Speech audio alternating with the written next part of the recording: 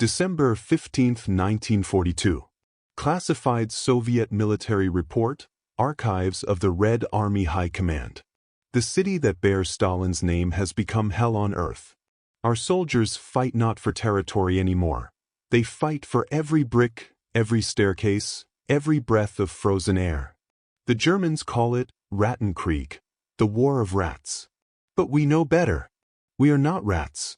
We are ghosts haunting the ruins of what was once our home. The temperature dropped to -38 degrees Celsius that morning when Lieutenant Viktor Kozlov pressed his back against the frozen concrete wall of Factory District Building 47. His breath formed crystalline clouds that disappeared into the smoke-filled air. Around him, the skeletal remains of Stalingrad stretched like a graveyard of steel and stone. 6 months earlier, this had been a thriving industrial city of 400,000 souls. Now, fewer than 40,000 civilians remained, trapped in cellars and sewers, surviving on frozen horse meat and melted snow. The Volga River, once the lifeline of the Soviet Union, had become a cemetery where bodies floated beneath sheets of ice. Viktor's hands, blackened by frostbite, gripped his Mosin-Nagant rifle. The metal was so cold it could tear skin from flesh with a single touch. But cold was the least of his concerns. Across the rubble-strewn square, he could hear them, the Wehrmacht's 24th Panzer Division, methodically clearing buildings, room by room, floor by floor. What happened next would change the course of the entire war. But first, you need to understand, this isn't just another battle story. This is about the moment when ordinary men became legends, and when hell itself couldn't break the human spirit. January 2, 1943, 67 days into the siege. Viktor Kozlov had been a mathematics teacher before the war. Now, at 26, he calculated death with the same precision he once used for equations. 3 bullets left in his rifle. 17 men remaining in his unit. 0 reinforcements expected. The numbers never lied. Kozlov. The voice belonged to Senior Sergeant Dmitry Volkov, a bear of a man from the Ural Mountains whose beard had frozen into icicles. Movement in the department store. 3rd floor, eastern window. Viktor crawled through the debris to where Volkov lay prone behind an overturned T-34 tank. The tank had been there for weeks, its crew long since buried beneath the snow. It had become their fortress, their anchor point in a world gone mad. Through his rifle scope, Viktor spotted them, 5 German soldiers in white camouflage suits, moving like phantoms through the gutted Univermag department store. The building had once sold children's toys and women's dresses. Now it housed death. Wehrmacht reconnaissance, Viktor whispered. Probably scouting for their morning assault. The 2 men had fought together since September, when the German 6th Army first reached the city's outskirts. They had seen their country burn, their comrades fall, their city reduced to rubble. But they had also seen something else, the gradual transformation of ordinary Soviet soldiers into something harder than the frozen ground beneath them. Remember Pavlov's house? Volkov asked, referencing the legendary 4-story building that had been defended by a handful of Soviet soldiers for 58 days. They said it was impossible to hold. "We're still here," Viktor replied, chambering around. "That's all that matters." Chapter 2. The Human Cost. Meanwhile, in the basement of the destroyed State Bank building, Nurse Katerina Orlova had not slept in 36 hours. Her medical supplies consisted of torn bedsheets, melted snow for water, and salvaged morphine from dead German medics. The basement served as a field hospital for the 62nd Army, though hospital was generous. It was more like a tomb where men came to die with dignity. "Please," whispered Private Alexei Petrov, barely 18 years old, clutching a shrapnel wound in his abdomen. "Tell my mother, tell her I wasn't afraid." Katerina knelt beside him, her hands stained with blood that had frozen into crimson crystals. She had lied to dozens of dying soldiers, promising them they would see their families again, that the war would end soon, that their sacrifice mattered. The lies came easier now. "You were the bravest man I ever knew," she whispered, though she had met him only hours ago when he was carried in, screaming. As Alexei's breathing grew shallow, Katerina heard the familiar sound, jackboots on concrete. German voices, getting closer. The enemy had broken through another defensive line. She reached for the pistol hidden beneath her medical supplies. A Tokarev TT-33, taken from a dead commissar. 7 bullets.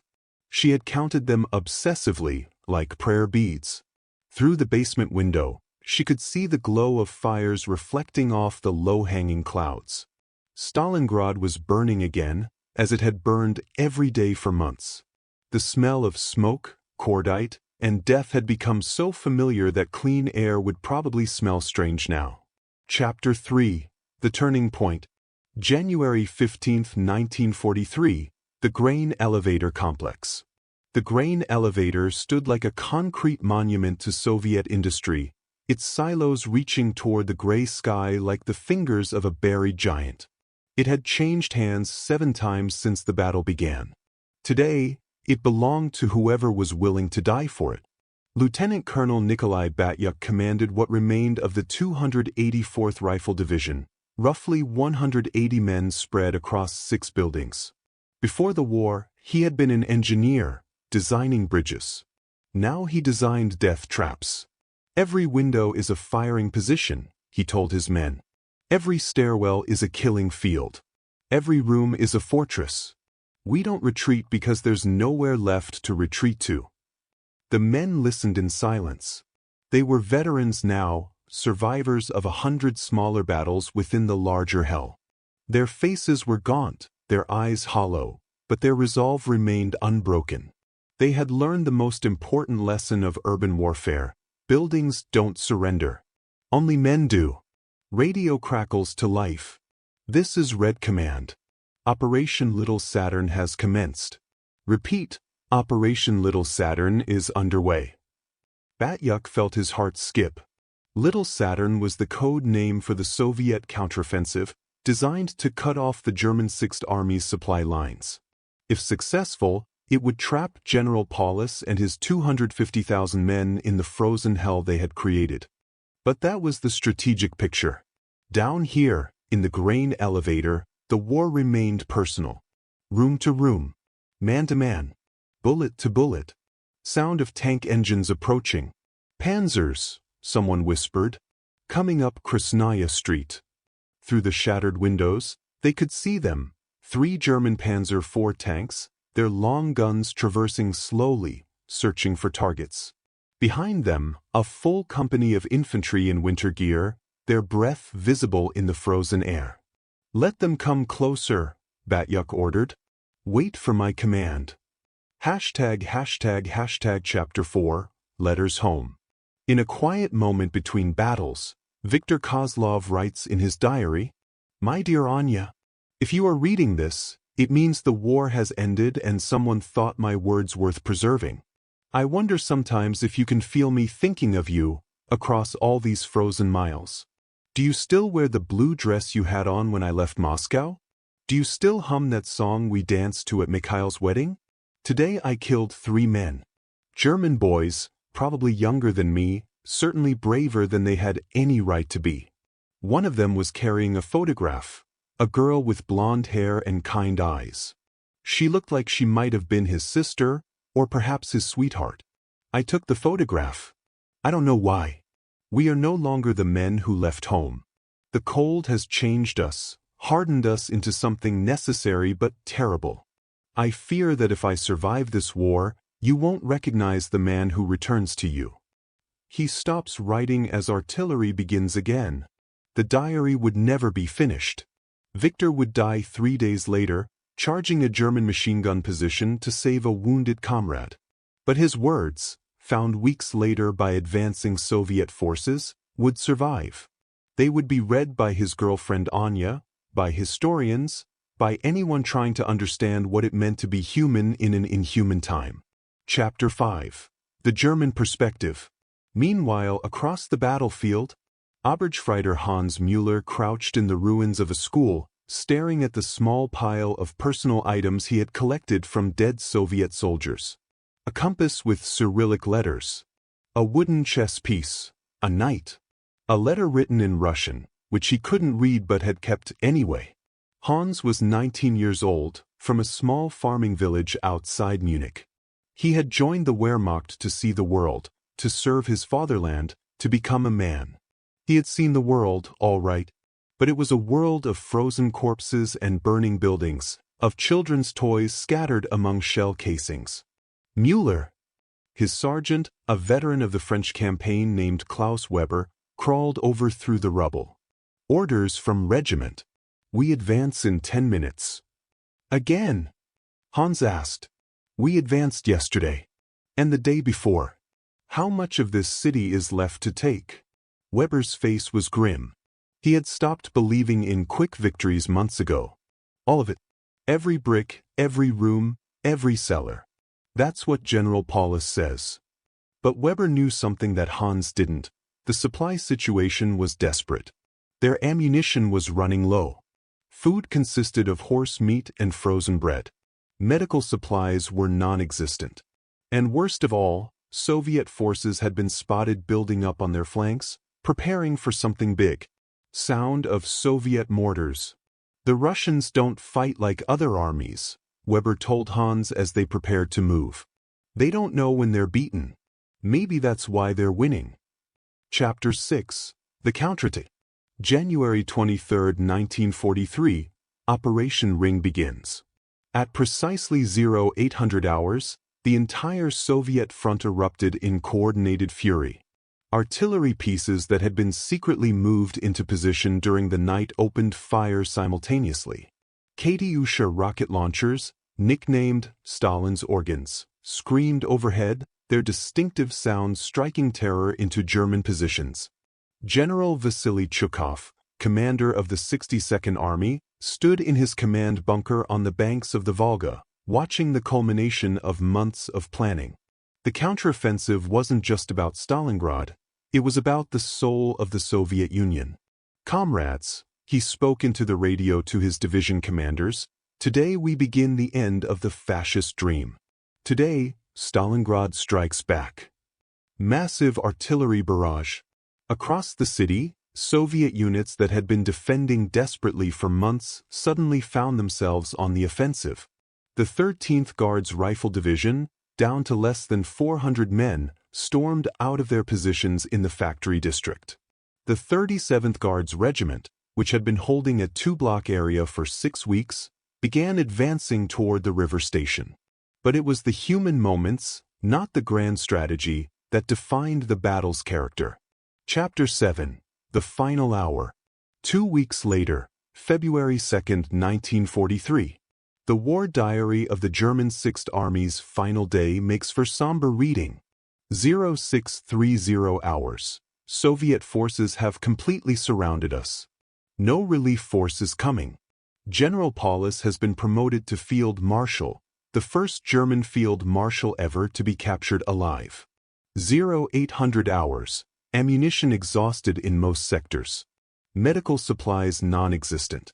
Estimated 91,000 German soldiers remain combat effective out of original force of 250,000. 0945 hours. White flags appearing across the southern sector. Resistance collapsing. 1,100 hours. It is finished. But for Viktor Kozlov's replacement, a young lieutenant named Pavel Antonov, the end was not abstract strategy but personal victory. As he walked through the ruins of the grain elevator complex, he found Viktor's diary, still clutched in the frozen hands of its author. Pavel read the final entry. The mathematics teacher in me wants to calculate our chances of survival. But the soldier in me knows that some equations can't be solved with numbers. We fight not because we expect to win, but because surrender is not in our vocabulary. If I die here, let it be said that a Soviet man stood his ground when the world was ending. If you're still here, you're one of the few who seek the untold truths of war, so hit subscribe and never miss what history tried to bury. Chapter 8. The Aftermath. February 3, 1943. The silence was the strangest thing. After months of constant artillery, machine gun fire, and aircraft engines, Stalingrad had fallen eerily quiet. Only the wind remained, howling through the skeletal remains of what had once been the Soviet Union's great industrial city. Soviet photographer Georgy Zelma walked through the ruins with his camera, documenting the aftermath. His photographs would become some of the most powerful images of the war: German prisoners shuffling through the snow, their faces blank with defeat and frostbite. Soviet soldiers, barely recognizable as human beings, standing amid the rubble of their victory. The numbers were staggering. Of the 250,000 German soldiers who had entered Stalingrad, only 91,000 would surrender. Of those, only 5,000 would ever see Germany again. The rest would die in Soviet prisoner-of-war camps, victims of disease, starvation, and the same brutal cold that had claimed so many of their enemies. But the Soviet casualties were equally horrific. The exact numbers would never be known, but historians estimate that 1.1 million Soviet soldiers died defending the city. Entire divisions were wiped out, their names recorded only in the memories of their comrades. Chapter 9. The Human Legacy. Nurse Katerina Orlova survived the battle, but barely. She would spend the rest of her life treating the psychological wounds of veterans, understanding better than most that victory and trauma were not mutually exclusive. In her post-war memoirs, she wrote, "People ask me about the heroes of Stalingrad, expecting me to name generals and commissars. But the real heroes were the unnamed, the private who shared his last piece of bread with a wounded comrade, the sniper who held his position until his ammunition ran out, the medic who crawled into no man's land to retrieve the dying. We learned something about humanity in those frozen ruins. We learned that civilization is not cities or governments or ideologies. Civilization is the choice to help another human being when helping them might cost you everything." Chapter 10. The Strategic Impact. The Battle of Stalingrad changed the course of World War II, but not immediately. The German war machine still controlled most of Europe. The Holocaust continued. The Pacific War raged on. But something fundamental had shifted. General Friedrich Paulus, now a prisoner of war, would later write, "Stalingrad was not just a military defeat. It was a psychological earthquake. For the first time, German soldiers learned that they were not invincible. For the first time, our enemies learned that we could be stopped." The propaganda impact was immediate.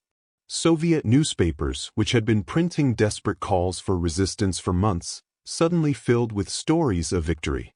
German newspapers, which had promised quick conquest, fell silent about the Eastern Front. But for ordinary people on both sides, the battle's meaning was more personal. In Moscow, Anya Kozlova received a letter informing her that her boyfriend Victor had died, heroically defending the motherland. The letter included his diary, stained with blood and frozen earth. In Munich, Hans Müller's mother received a different kind of letter, one that simply stated her son was missing in action. She would spend the rest of the war, and the rest of her life, wondering if he might somehow still be alive. The price of victory. The Battle of Stalingrad officially ended on February 2, 1943, but its echoes would reverberate for decades. The city would be rebuilt, renamed Volgograd, and eventually become a symbol of Soviet resilience. Monuments would be erected, parades would be held, and school children would memorize the names of its heroes. But monuments cannot capture the smell of burning flesh, the sound of dying men calling for their mothers, or the weight of a rifle in frozen hands. They cannot preserve the moment when ordinary people chose to become extraordinary, not because they wanted glory, but because their world was ending and someone had to stand in the gap.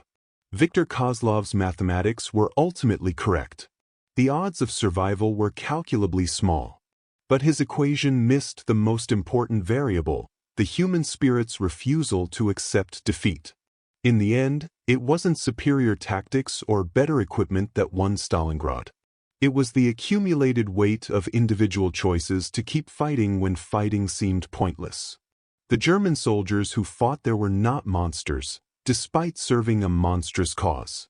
They were young men far from home, caught in a war that had grown beyond anyone's ability to control. Their letters home, recovered decades later from frozen battlefields, reveal the same fears, hopes, and love for family that motivated their Soviet opponents. Hans Müller's body was never found. His mother waited for him until her death in 1967, setting a place for him at dinner every Christmas Eve. In her final letter to the German War Graves Commission, she wrote, "I know he is not coming home. But hope is all that is left when everything else has been taken." Katerina Orlova lived until 1987, long enough to see Soviet-German reconciliation begin. She spent her final years corresponding with German veterans, comparing their memories of the same terrible winter. "We were all children then," she wrote to a former Wehrmacht medic. "Children playing with guns in a world that had forgotten how to be human." The true casualty count of Stalingrad cannot be measured in numbers alone. It must include the dreams that died with the dreamers, the families that were never formed, the children who were never born, the books that were never written, the songs that were never sung. But it must also include what was preserved, the knowledge that ordinary people can do extraordinary things when everything they love is threatened. The understanding that courage is not the absence of fear, but the decision to act despite fear. The recognition that some things are worth dying for, even when the dying seems senseless. War doesn't end when the guns fall silent. It ends when the last story is told. By connecting with us, we're going to bring you the real insights, the truths others won't show you.